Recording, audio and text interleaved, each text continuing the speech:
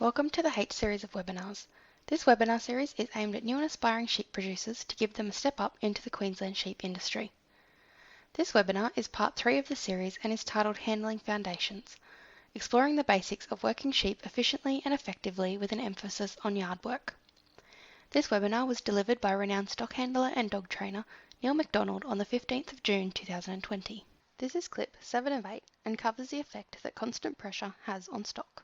Probably another one that needs to be a real pin-up. It needs to be in a placard everywhere. If you put constant pressure on a sheep or a beast in the yard, what happens? I would have said it'd run. Well, even a wild bull in the paddock, if you chase it with constant pressure, it'll run until it gets puffed and then it'll turn and face you. So if you put constant pressure on livestock without relief, they come back into, onto, under, over, through, round, past the pressure which is you. And I have heard of a fella standing in a gateway and 35 head of cattle ran over the top of him. He didn't finish too well. Hey, you get 35 sheep to run over the top of you, you're going to come out looking a bit different.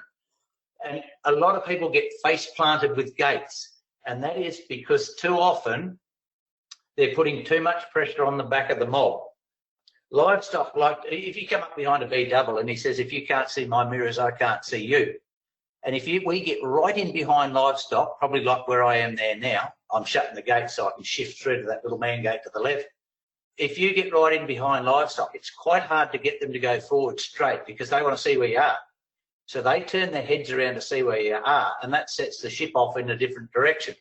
So it's super important, like on those earlier slides, wherever possible, you get yourself out to the side of the mob so the sheep can see you if there's a fence the other side, or you've got to zigzag past the tail so that they're seeing you out either side. So that's super, super important. And we've also got to then be conscious of the parallel lines. We've already mentioned them. There you are, perfect. Probably if we had another day or two, we would have got a few more sheep in, got a bigger mob in. And maybe if we had 2 or 3 people there, the 2 or 3 people all need to be on that line. Probably one in front of me, one behind me. Or if we could get those dogs to come in on a straight line. This is the answer, is wherever possible, work parallel lines. We'll go back to another situation. You've got a day, it's hot, it's probably humid, and sheep aren't wanting to go from that yard up towards the shearing shed. So the husband and wife are there, and they're waving dry bones frantically at them, hitting the brails with polypipe. They've got a little tin rattle dog going. They've got real dogs barking, and these sheep are being super stubborn. So the husband comes up and throws the first 6 into the shed, and as fast as he throws them up, they come back and won't go forward. Then, for whatever reason, the sheep started flowing.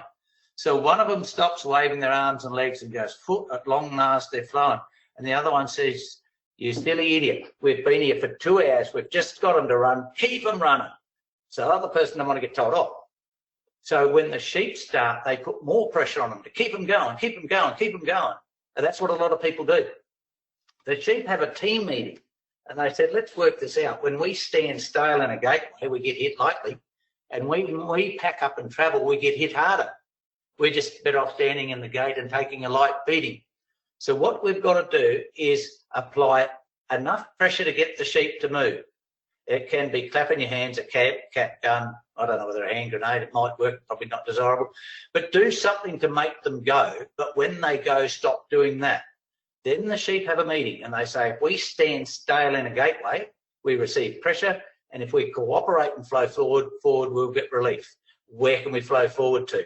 And that is a big thing. Bud Williams, the great American stock handler, talks that it takes more pressure to start a beast up than it does to keep it going. Whereas what we do, we start the sheep with 6 out of 10 pressure, and as soon as we go, we increase the pressure. And they just can't work that out. That's too confusing for them. And also, another good important thing to do that it's hard for people that've been trained the other way, is when sheep go through the gate, when the last of that mob goes through the gate, what I need to do there is reverse back to the dog, so that when the last few go through the gate, they feel relief going into the yard. What a lot of people do, they don't trust that those sheep are going to stay in the yard. So when the back of the mob, the tail of the mob is almost in, they run like crazy to grab the gates and shut them quick. Well, those sheep that are going through the gate last and slow think they're going to be got. So they turn around and peel back past the person before they got the gate. So it's super, super important that we take time when we're working our livestock to educate them in a fashion that's going to make them easier next time. Thank you for watching this short clip. For more information, please visit www.leadingsheep.com.au.